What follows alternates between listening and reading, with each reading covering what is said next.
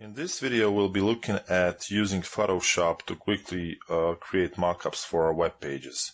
Now, I want to remind you that you don't have to use Photoshop. It's a paid software and it's quite costly as well.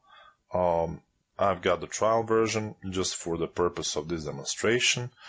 So the important thing to remember in this and a couple of coming videos is just to understand the general idea and the general workflow, and there are many other applications besides Photoshop that can provide you with the same kind of experience and can achieve a similar goal to what we're going to do here.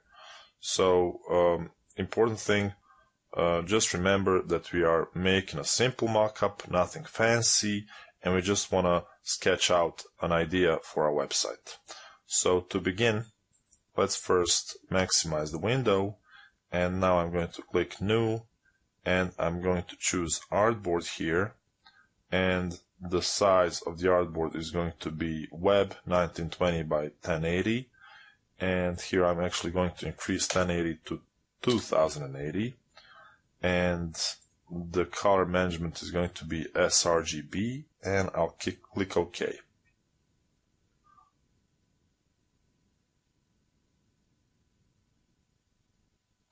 So that's my artboard.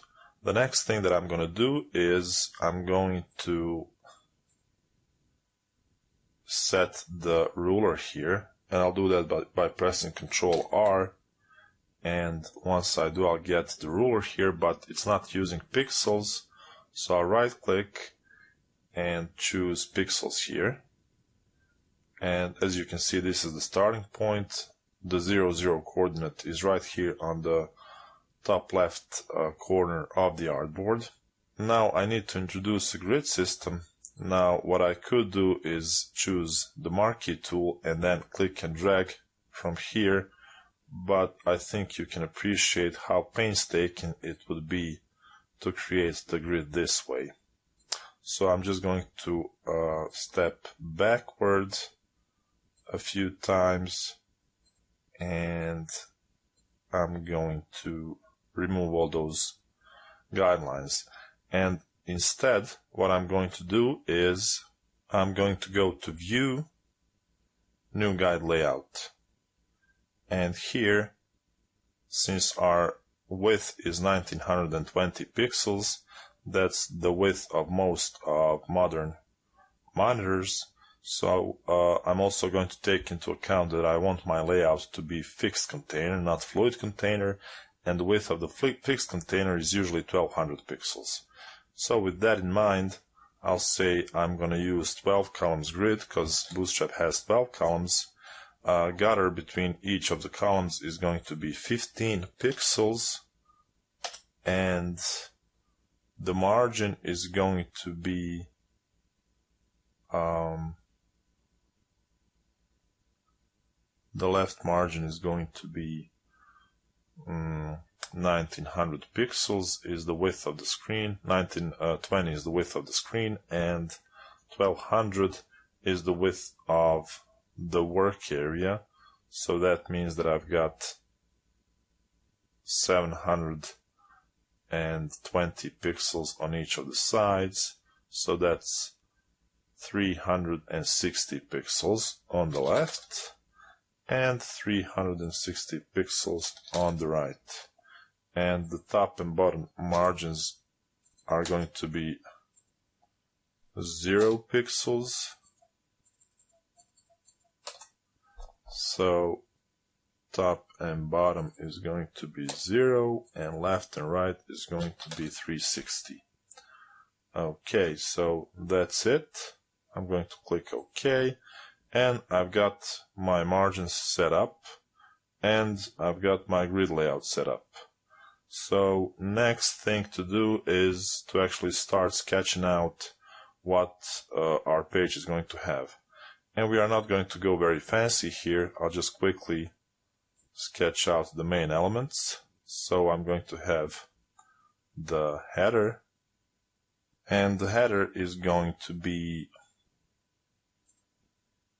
some kind of a gray color, and the next thing we'll set is the Jumbotron area. So I'll go and say